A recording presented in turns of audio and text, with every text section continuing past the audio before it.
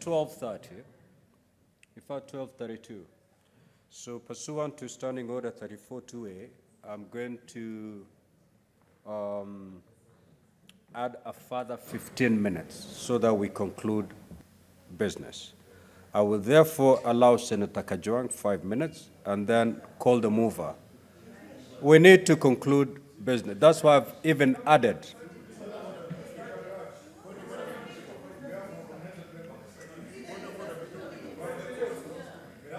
Proceed, Senator Kajwang. Mr. Speaker, Senator Speaker, I feel Mazayo, very victimized. There's no senator who is on their feet. So who are you calling to order? You approach the chair, Senator Mazayo. Mr. Speaker, I feel very victimized on behalf of the people of Homa Bay that our views can be truncated to 5 minutes while other delegations have had 15 minutes to convince this House on which direction we should take. On the onset, and under those circumstances, if I'm to speak for 5 minutes, I oppose this motion because I need time to come here and talk on behalf of the people of Homa Bay. And 5 minutes is not going to be adequate for me to speak on behalf of the Gen Zs of Homa Bay and the Gen Zs of the Republic of Kenya. Mr. Speaker, I oppose this motion, and that then should guarantee me an opportunity to come back here and continue my debate. I want to start by sending condolences, personal and on behalf of the people of Homa Bay, to the many families that today are mourning their loved ones. The reality is hitting slowly. Many people are still in denial that the little boys and girls who left their homes yesterday are today sleeping in a morgue. Mr. Speaker, even if it was you, with a teenage or a grown son, 20-year-old, you had breakfast with him in the morning. You told him about the kind of things that you expect and wish for this nation. You reminded him that the Constitution protects him, that he can go and protest, he can go and present petitions to public authorities. Mr. Speaker, you even told him that we've got a reasonable government and we've got a reasonable security force that will ensure that you're protected. And then, Mr. Speaker, you get a call that your son is lying at City Mortuary. Your son is lying in a morgue somewhere in Eldoret. Your son is lying in a morgue in Nakuru. That is a reality we are dealing with, Mr. Speaker.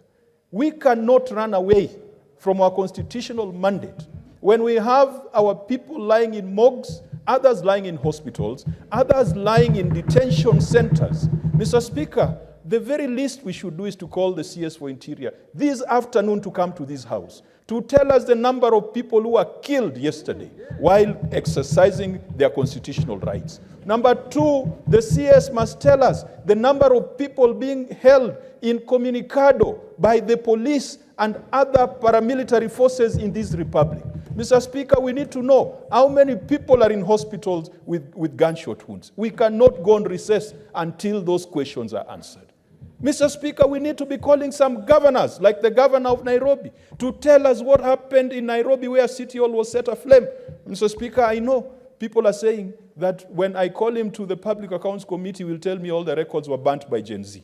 When you go to ask him for his academic certificate, he will tell you that it was burnt by Gen Z. We need to put a stop to this nonsense, Mr. Speaker. We cannot go on recess until these issues are resolved. Mr. Speaker, we must put a stop to the arrogance that we are seeing in the ruling class of this country.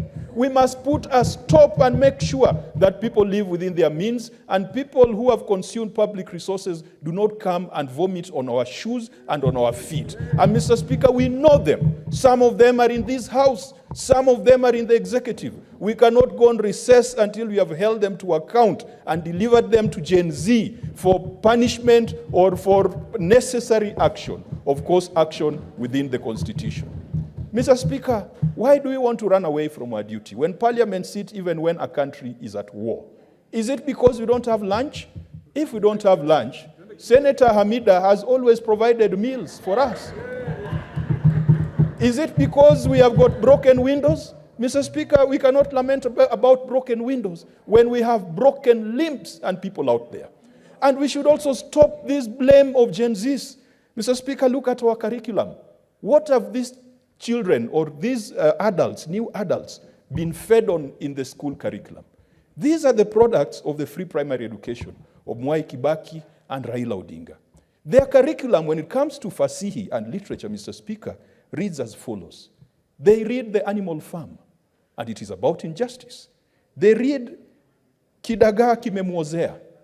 They read Tumbo Lisiloshiba, Kifo Kisimani, Mstahiki Meya, Mashetani, and Parliament of Alls. Mr. Speaker, that is the recent set book in literature, Parliament of Alls. And then you blame Gen Zs for coming to this parliament? A parliament of alls, a parliament of sellouts, a parliament of turncoats, a parliament that is completely insensitive to them. We are the ones who have fed them this kind of literature, and we are reaping what we sowed at this moment. Mr. Speaker, we cannot go on recess until the president apologizes to the youth of this country. Since when did the hustlers become mutineers? Since when did our hustlers and children become wankers? Mr. Speaker, since when did our Gen Zs, our children, become saboteurs? Since when did they connive to commit treason? Mr. Speaker, the youth and the public and the nation deserves an apology, not the intransigent posture that we saw from President Ruto yesterday. And leadership, Mr. Speaker, sometimes we need to go back to the Bible. Look at the book of Exodus and how God hardened the heart of Pharaoh. Not once, not twice, not thrice, but almost 5 times. But eventually, God was trying to teach Pharaoh a lesson. Pharaoh William Ruto, God is teaching you a lesson. You have hardened your heart. Your children are in morgues. They are in hospitals. You are calling them criminals. You are calling them saboteurs. Mr. Speaker, even in the hardest of circumstances, God will rescue his people. And God will rescue his children. God will rescue this nation from the clutches of people who do not care about those who put them in office. They care about state dinners in foreign lands. They do not care about the welfare of the people that they're supposed to represent.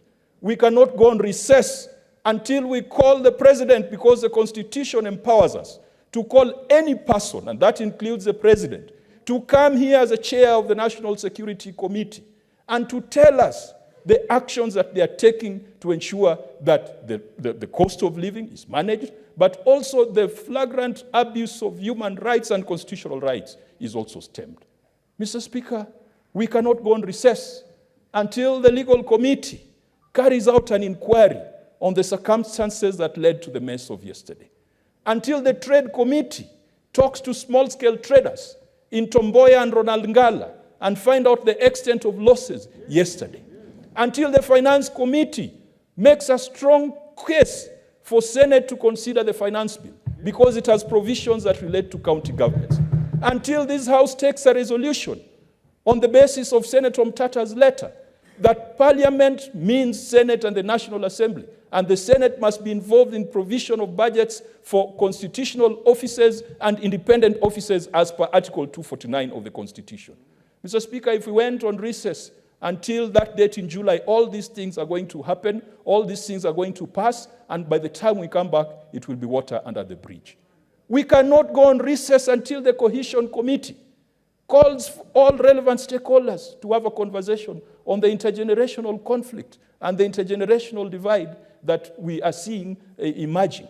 Mr. Speaker, we cannot go on recess until the staff of Parliament, their security, their safety and well-being is guaranteed and assured. If anyone bore the brunt of yesterday's disruption, it was our staff. Our offices were not touched, Mr. Speaker. We were safe in Bunge Towers. But many of these clerks sitting here, their windows are broken, they were shaken, the uniforms of sergeant-at-arms were taken away. Mr. Speaker, we cannot go on recess until we are told that the Commission spent $3.2 billion on an advanced security solution. It was tested yesterday. Does it work? We are not going on recess, Mr. Speaker, until we get answers to these questions. Mr. Speaker, we are not going on recess until our friends and brothers and sisters on the other political divide approach their political leader to tell him, as Pharaoh was also cancelled by his counselors, but God has designed that his heart should remain hardened. Please, our colleagues, Senator Cherargei, Senator Lelegwe, you've got the ear and access to the president. What benefit do you get by leading a dead nation, by leading an injured nation, by leading a sick nation, by leading an unhappy nation, Whose happiness is more important? Is it Joe Biden or is it the people of Kenya? President Ruto, we expect you to climb down, and we expect you to respond to the concerns of Kenyans. We expect you to talk to your children. We expect you to provide leadership. If that does not happen, Mr. Speaker, the Gen Zs have shown us yesterday what they're capable of doing. Revolutions start like that. If you look and if you read A Tale of Two Cities, which is Charles Dickens' account of the French Revolution, revolutions start like it did yesterday. Do we want a revolution in Kenya? Perhaps we need a revolution. But, Mr. Speaker, I conclude by crying out to my party leader, Raila Amolo Odinga. Baba, we need you. Baba, how I wish you didn't have to go to Addis Ababa. Baba, how I wish you were here to provide leadership, to provide counsel, to provide statesmanship, to provide direction for a country that is in dire need of leadership, of direction and of statesmanship. What we don't have in this country is statesmanship.